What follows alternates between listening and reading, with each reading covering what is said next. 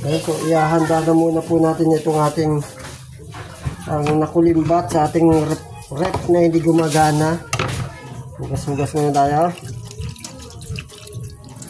Ito kailangan yan hugasan para malinis.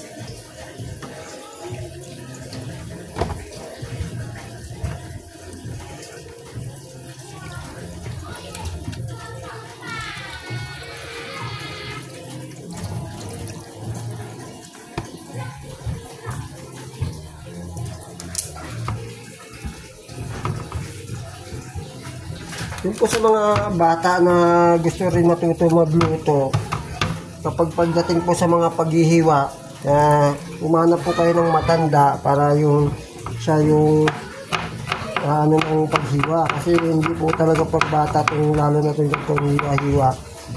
So kailangan po talaga merong matanda na titingin. Huwag niyo pong gagayahin to. May alam lang po ang nakakagawa ng ganito, so mas maganda yung tatawag kayo ng nakatatanda. Yan.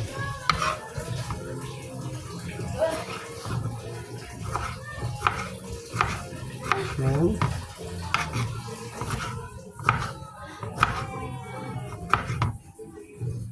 Ngayon, meron na tayong kamatis, bawang, yasibo na lang.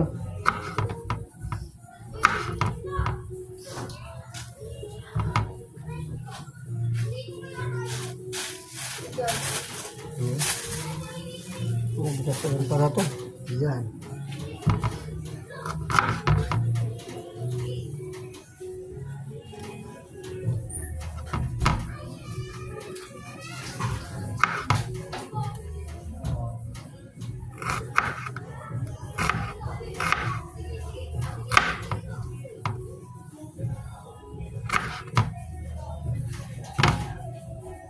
Ayun, tali na natin ang ating mga recipe. So